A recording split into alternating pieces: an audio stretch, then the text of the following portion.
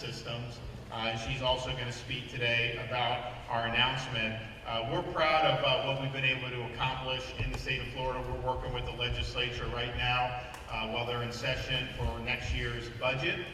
And I can tell you that there's a lot of states that are in pretty dire fiscal shape. This state is not one of those. This state is in very good shape.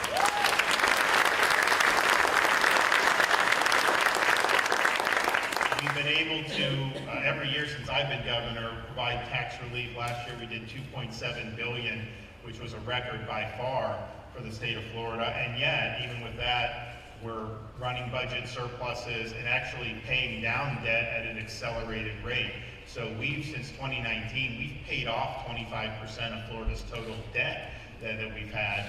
In Washington, D.C., they just keep adding to the debt. You see that debt clock, 34 trillion, just go up. If we had a Florida debt clock, it would be counting down, not up. Imagine that.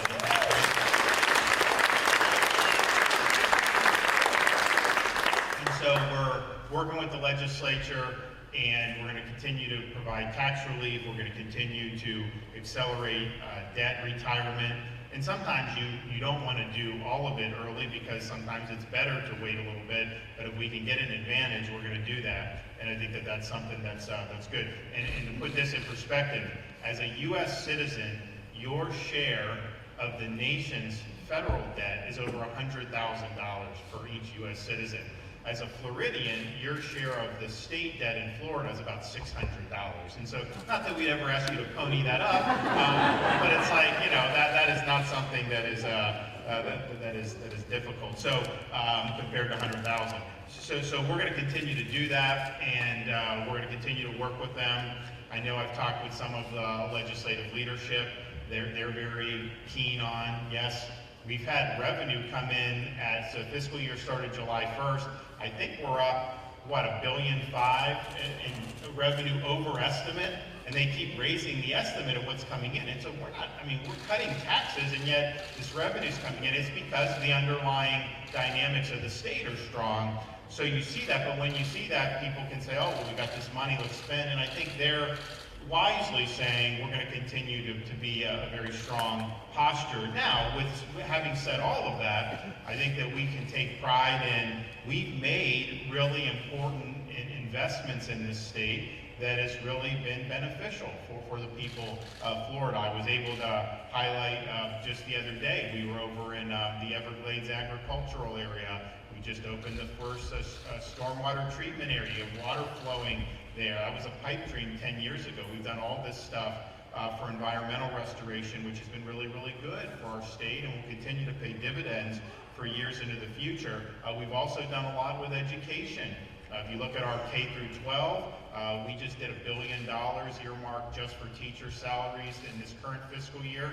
We're going to do $1.2 billion. I think we'll work with the legislature next year. We've been doing this every year in escalating amounts over the last 4 or 5 years, and we've never done that before in the history of the state. If you look at our performance in 4th grade reading, 4th grade math, most recent NAEPIC results, we're 3rd and 4th in the country in 4th grade reading and 4th grade math. And if you controlled for demographics, we would be number 1 in both.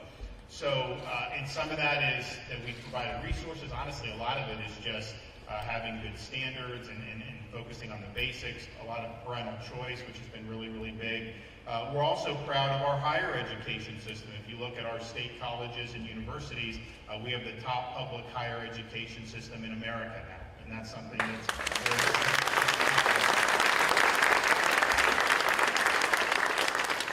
And part of the reason I think that it's a good system, is because we've ensured that it's affordable for people. If you go to, you can go to as an in-state tuition, our universities, it's like $6,300, $6,400, give or take. That is something that's attainable for people. You look at some of the tuition around the country, particularly these private schools, it's like $50-some thousand. Actually, some of it's even more now.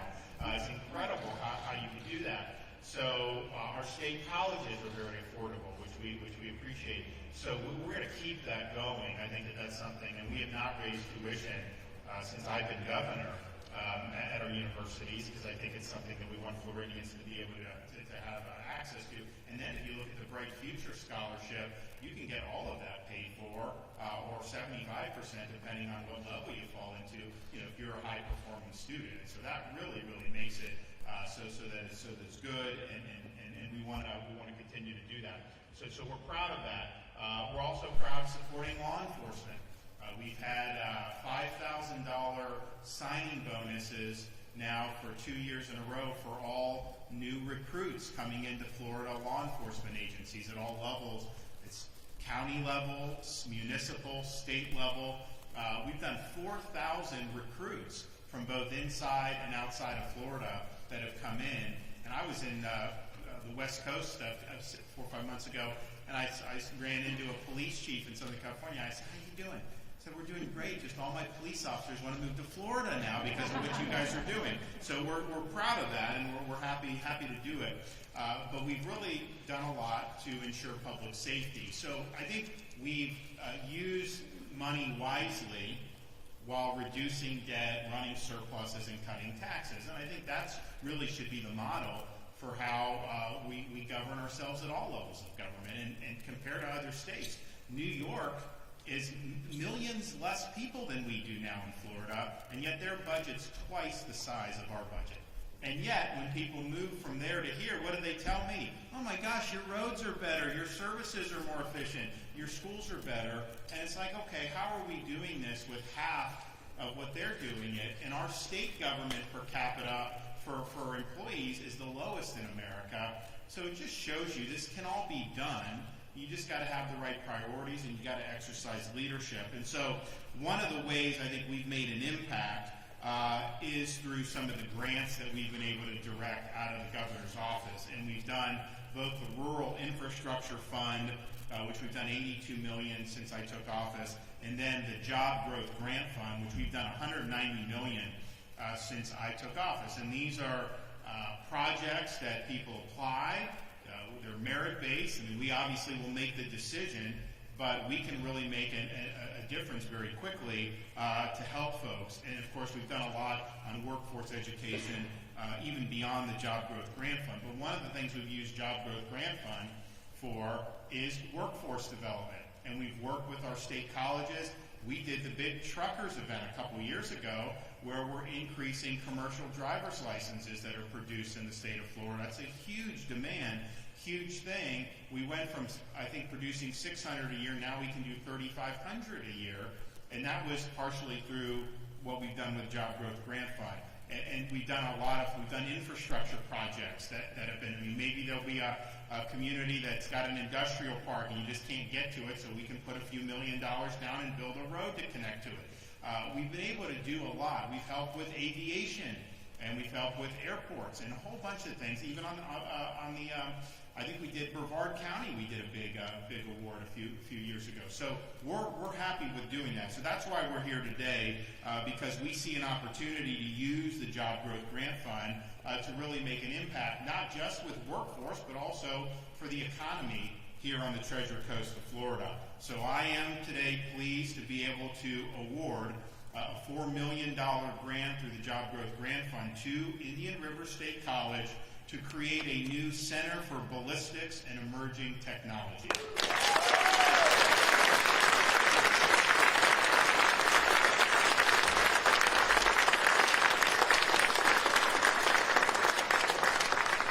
And this is something that I think is right in our wheelhouse as the state of Florida, because what the center is going to be able to do, students are going to learn skills they need to make ballistic assault barriers, including bulletproof glass, walls, and doors. So we pride ourselves on being a law and order state. We back law enforcement across many different ways.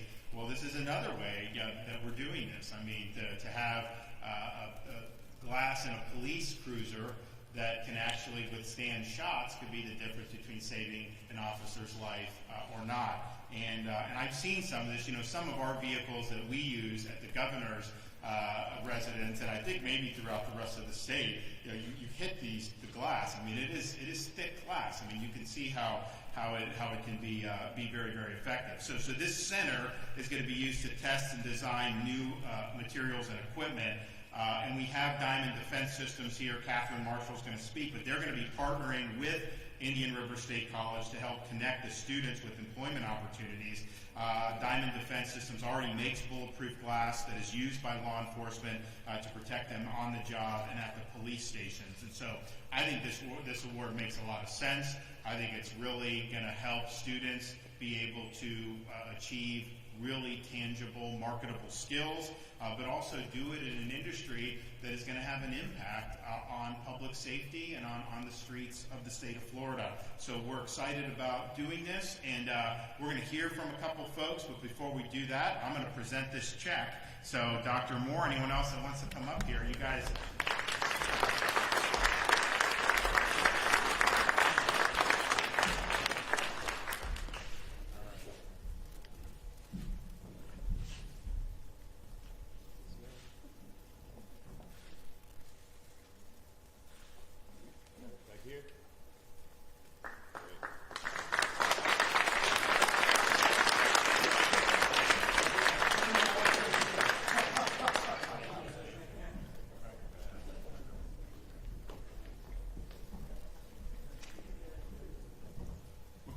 Governor, thank you so much, and I'm Alex Kelly, Secretary of Commerce.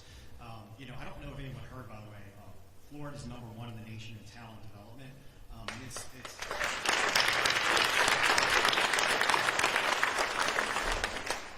It's thanks to this governor. It's thanks to leaders like President Moore. I think, Governor, the way you direct us, the way you push us, it's to move with velocity, move with purpose. President Moore, I think anybody who knows you with velocity and purpose. I think there's a lot of people here who know you, but really and truly, the state's economy is growing through its workforce. The governor, through his leadership, through the work that's being done throughout the state, the elevating of the workforce is causing this economy to boom in so many ways. It's been 2 years in a row we've ranked #1 in talent development, and that really is a reflection of both the workforce training, the workforce education going into who young people are and who's going into the workforce, but also that is an assessment of the employers of the state saying, hey, we like who we're getting. We don't have to retrain the workforce. They're ready. They show up. They're job ready. And this is actually the second job grandfather award to Indian River State College. If you go back to about a year and a half ago, September 2022, the governor rolled out a package of awards, $30 million, kind of up and down the coast to Indian River, to a couple other colleges, to some local workforce boards, school districts, focused on things like aviation, aerospace, military, and defense-related industries. The Department of Education that same year, through those awards, also made some apprenticeship grant awards here to Indian River and to a few other colleges and school districts. And I think it's important to reflect that these types of investments, what we're talking about here today, those prior, they're not by happenstance. They're not just because. They really are with intent and purpose, and they really are, like I said, moving at velocity with purpose to support these exciting programs that really energize young people to want to participate in them, because these are exciting careers, and like this governor does, it's a career that's giving back to law enforcement, and it's giving back to the people who serve us and protect us. These are exciting research and development, manufacturing jobs. These are the kind of jobs that young people can leave here, start a business, create, innovate, and contribute at the same time. These aren't accidents at all. These are by design. These are intentional. And I think it's really consider two things. Number one, under this governor's leadership, this state has really elevated and supported law enforcement in so many different ways the governor mentioned before. In addition, we've actually elevated manufacturing significantly in this state. We passed our neighbors to the north, Georgia, last year. The governor mentioned New York earlier. We passed New York last year as well. And we're going to leave them in the dust. And it is really at the same time, the state of Florida, under the governor's leadership, has become a home base for innovation and research and development, because really the workforce, research and development, it's really seeing a future where, from an economic point of view, we don't just want to win today. We want to stay 30, 40 years from now for kids who haven't been born yet, but they're going to be in the workforce, they're going to be in law enforcement, other critical professions, and we want them to have a great state, and we're doing the work now that's going to see that future. The The other thing is, 25 of our 28 state colleges have law enforcement academies. Those law enforcement academies annually graduate about 1,700 law enforcement officers. If you combine that with 9 of our state technical colleges graduate about 600 law enforcement officers every year, and our state colleges have a number of other programs that support law enforcement programs, studies and investigations, and intelligence. I really can't think of a better place for this program than Indian River State College for what you do here, for what our college system is doing for our state, to have a partner like Diamond here locally, to work with and to really give young people an opportunity. And I think what's so special too is the values that we're talking about. It's both great for that high school graduate who's just looking for help, but it's also great for that 30-year-old who wants to come back and uplift their circumstances and have a better career, and really opportunity exists here for both. Governor, thank you again for your leadership, your support for our state's workforce, for law enforcement, for our economy overall. These Florida families are going to continue to be the beneficiaries. So thank you so much. And President Moore.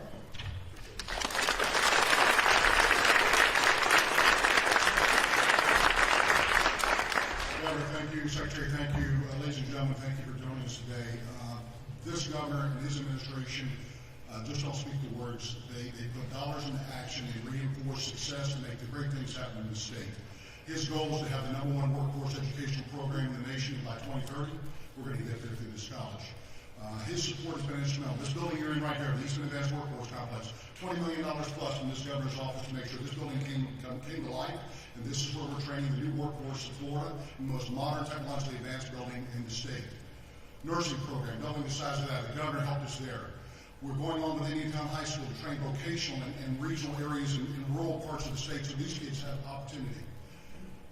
My role here as president is one thing, to get a kid in this classroom, to get life-changing education, to achieve their full God-given potential. I can't do that without our board of trustees who are in attendance today. I know we're pressed for time, Mr. Governor, but I want to actually give a shout out. My chairman's over here, Tony George from Martin County, Susie Karen from St. Lucie County, Jose Conrado from Indian River County, Crystal Luna from Okeechobee County, and on down the line. Milo Thornton's over here, law enforcement from Indian River County. And sir, thank you for your service. It's also an officer of the peace. And I want to take a moment to reflect on the loss of one of our students, didn't graduate with us, but Trooper Fink was a part of our family. We grieve for his loss, his team members, and keep them in your thoughts and prayers. Our public safety community is extraordinarily important to our ability to live between sanity and insanity. So this grant will help take technology off the shelf, put it to use to help those to help protect us. I cannot think of a more important way to demonstrate the value of education, the value of technology, and the value of leadership in the governor's position. We're so thrilled to have this opportunity. We won't disappoint. And as the Secretary indicated, we have audacity of thought and velocity of execution, sir. We're going to think big, go fast, and make great things happen in this state. Thank you for your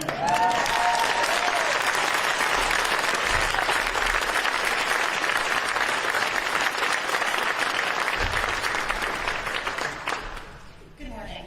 As you've heard, I am Catherine Marshall from Diamond Defense, and my partner right there, Luke Lecchio. We'd like to thank the Governor for being here today and for Dr. Moore. So, a couple of years ago, Bill and I were living in Texas, and we came out to Fort Pierce to complete a couple of projects. During that time, we had the ability to meet with Dr. Moore and some of his staff and see what exactly this facility was made of. We saw their vision and where they were going, partnering with the state, the workforce innovations. That enticed us to actually move here to the Treasure Coast. We've actually fallen in love with this area. We love the beaches, the sunrises every day, and the wonderful business owners around here that we all get to work with. So after years of research and development, working with a panel of experts, some here at the college as well, we developed the Diamond Defense System.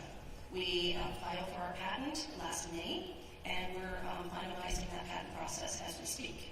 So our company now provides an array of cost-effective products and solutions designed to strengthen the infrastructure of the facility while supporting and enhancing assault protocols and responses to our schools. Excuse me.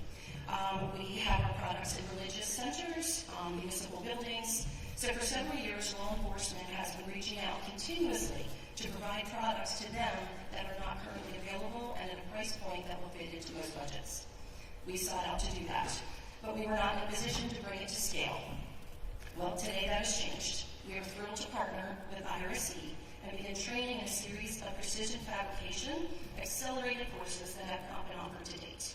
Serving as the first industry partner for this beta campus, we, along with IRC, intend to demonstrate how workforce training can support the growth of small businesses and industry partners, promoting innovation and providing the training needed to have our workforce come out of here with skills that are marketable, skills that we can utilize in our businesses right here in Fort Pierce.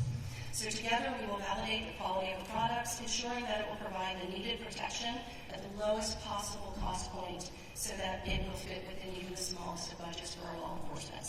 So we'd like to thank Dr. Moore and his staff, along with the state of Florida, for inviting Lou and I to be an integral part of this change.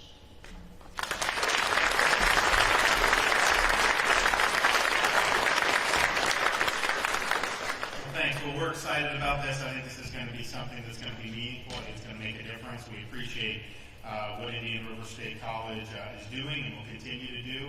We also appreciate really our state colleges around the state have stepped up and done a great job over these last many years. So we're excited about doing that. And with that, I'm happy to take a question or two. What do we got? Anybody out there? Yes, ma'am. So you said that Florida is a proud law enforcement state. Kind of reiterate again how this new ballistics center will help students make this equipment to help those who protect us. Well, I think that's going to be what they're going to come up with. I mean, I think they're going to have a center where they're going to focus on the cutting-edge technologies. They're going to be working with defense and law enforcement-related industries who not only for employment, but also to see what's needed going forward. And I think you're going to see a great relationship here. And what happens is, one of the things that I've noticed just, some of these governors, I mean, they like beg for businesses to come to their states. I just had people call me asking to come to Florida. Hey, I want to come. What do you do? So it's a little bit different. But one of the things that I found was that you can talk about the taxes, the regulation, all that, and that's important.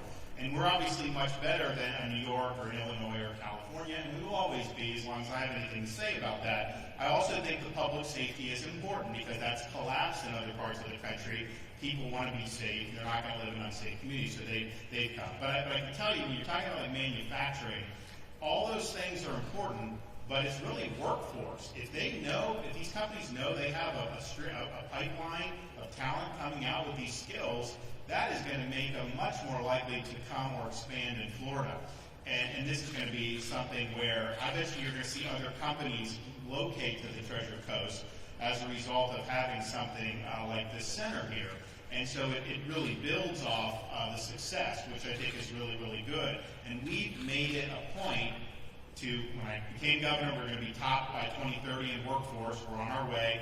But you have high schools who you can get certified now graduating high school. I mean, I know like on the Space Coast, they can go right to Elon Musk's company and work.